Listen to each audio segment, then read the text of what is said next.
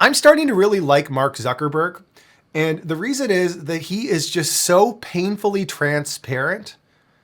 And he's still not really a human, but it's kind of fun to watch. It's like that movie, The Room. A perfect world. Where somebody wants to describe The Room, and if you're unfamiliar with The Room, people say it's the worst movie ever made, and it's almost like if an alien observed humans for a month and then went back to their planet and they tried to write a movie about humans, and it was kind of accurate, but there was just like really weird parts to it. That would be The Room. That is like watching Mark Zuckerberg try to be a human. I am not a lizard. But the nice part about watching what Mark's doing is he's so painfully transparent about who he is. I've got billions of dollars. I want to keep making more billions of dollars. And I'm going to do and say whatever I have to do to keep making more billions of dollars. You ever seen that famous meme where Homer Simpson is wearing a sports team's hat and then he backs into a bush and he comes out wearing another sports team's hat? Well, that's effectively what happened this week with Zuckerberg, where he went out wearing a left-wing pro-Obama, Biden, Hillary, Bernie hat, and he came out of the bush wearing a MAGA hat. So we're going to get back to our roots and focus on reducing mistakes, simplifying our policies, and restoring free expression on our platforms. Okay, so let me quickly bring you guys up to speed over what's happened at Meta over the last week. So first, they're going to end their fact-checking program. They're going to discontinue their third-party fact-checking initiative, and what's left of their content moderation team is going to move over to Texas, also known as Joe Rogan country. Next, they're going to introduce community notes. This idea was stolen from Elon Musk's X platform, or Twitter platform as normal people call it. Then they're going to relax content restrictions on controversial topics like immigration and gender identity. And they're going to introduce 3 new board members, including Dana White, the CEO of UFC, Charlie Songhurst, a former Microsoft executive, and John Elkann, who is the CEO of Exor, who has controlling stakes in various large companies, including Ferrari, and he's also the chairman of Stellantis. Zuckerberg cites the recent election as a cultural tipping point towards prioritizing free speech.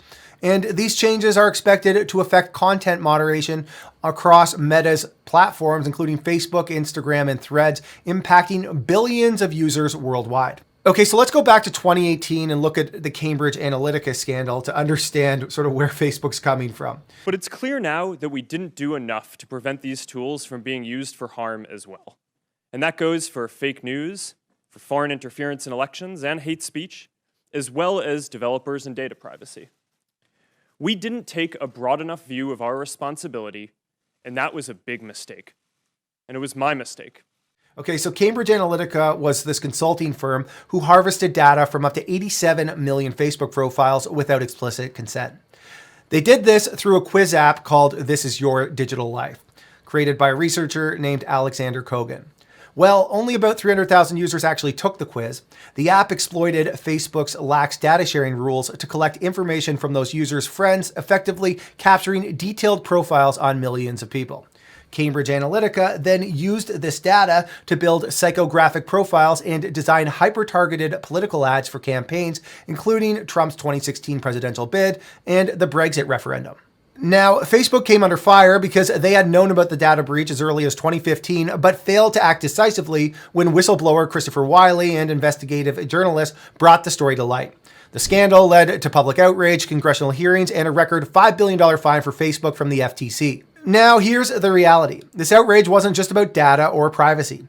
It was fueled by political sour grapes. If Hillary Clinton had won the 2016 election, it's hard to imagine the same level of outcry about Facebook's data practices. The left's fury over Trump's victory turned Cambridge Analytica into a convenient scapegoat, framing the election results as unfairly manipulated rather than a reflection of genuine voter sentiment. At the end of the day, services like Facebook aren't charity organizations. They monetize user data because that's how they fund their free platforms. The takeaway, if you're not paying for the product, you are the product, and pretending otherwise is just naive. Now, Zuckerberg, seeing that Trump was probably going to lose his reign as president, stepped up and basically did whatever the Democrats want. Now that Trump is reelected, he is prepared to go all in and support the Donald. In fact, the Donald had some comments on the recent news. It said today it would stop putting fact checks on its website and instead allow community Yeah, well, I watched their news conference, and I thought it was a very good news conference. I think they've come a long way. Meta, Facebook. I think they've come a long way. I watched it. The man was very impressive. I watched it on Fox. I'm not allowed to say that. Say it? Do you think he's directly responding to the threats that you have made to him in the past? Probably. Yeah, probably. Now, whether that's genuine praise or a strategic pat on the back is anyone's guess. But let's be real. Trump pointing out he's not allowed to say he watched it on Fox is peak Trump. He knows how to throw in that little jab to keep things spicy. Yep, Donald is in mid-season form. The bigger question here, though, is are these moves by Meta a response to criticism, or are they just trying to align with the shifting political winds? Okay, so let's shift gears to something that feels like it belongs in the WWE universe. The Musk-Zuckerberg cage match that was close to happening. Remember that? It was going to be like Rocky, except awful. Elon talked a big game, hyping up the match like it was going to be the event of the century. But then nothing. Musk started throwing out excuses like I need back surgery. In the classic, I'll only fight if it's in the Roman Colosseum. Eventually, it became pretty clear.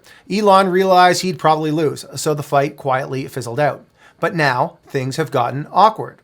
See, Musk was the first billionaire to really back Trump. And now that Trump's back in power, Elon's sitting pretty as the go-to tech guy with Trump's ear. Meanwhile, Zuckerberg is in full damage control mode. He knows Trump could push through regulations that would make life very uncomfortable for Meta, like banning data harvesting or going hard on antitrust legislation. So Zuckerberg, who now looks like a guy who sells bootleg iPhones out of his trunk in a Best Buy parking lot, is looking at Trump and saying who's got the influence over him. And he's thinking, yep, it's that guy that I almost fought and embarrassed over a social media war. And if that wasn't enough, Zuckerberg's recent moves are clearly screaming, please don't hurt me. Case in point, Meta's $1 million donation to Trump's inauguration. Apparently, this came after Zuck had a private dinner with Trump at Mar-a-Lago, which feels less like a casual chat and more like Zuckerberg hedging his bets. Imagine it. Zuckerberg sipping a Diet Coke, nervously nodding while Trump tells him how great Threads would be if they had a Trump Tower gold theme. This donation was no random act of generosity either. It's clear Zuckerberg is playing the long game, trying to cozy up to conservatives after years of being labeled as anti-right. But it's a tough look. One minute you're making heartfelt speeches about free expression, and the next you're pulling out Meta's checkbook and looking at Trump and going, Mr. President, we're cool, right? We're cool? We're cool? So now Zuckerberg finds himself between a rock and a hard place, or more accurately, between Elon and Trump. One's got the influence and the other's got the legislative power. It's like a chess game, except one player's using strategy and the other's flipping the board over, yelling fake news. This is what I love about Zuckerberg and this whole story for that matter. It's so high school, but with billions, if not trillions at stake.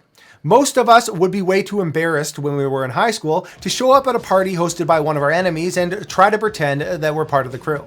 But Zuck, he just walks right in with a gold chain, black V-neck t-shirt, as if he's been binging Gary Vaynerchuk videos on confidence hacks.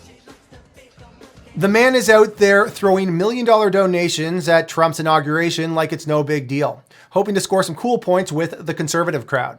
It's peak awkward, but also kind of genius in its shamelessness. At the end of the day, this isn't about politics or tech. It's about two guys, Musk and Zuckerberg, jockeying for dominance in the weirdest, most passive-aggressive ways possible. Zuckerberg might be out of his comfort zone, playing nice with Trump and trying to dodge Musk's shadow, but he's not backing down.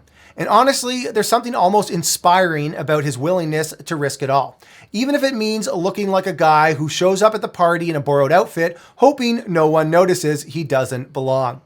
All right, everybody, thank you for watching. Let me know what you think in the comments section. Also, if it's the first video of mine you're watching this year, happy 2025. Thanks, everybody.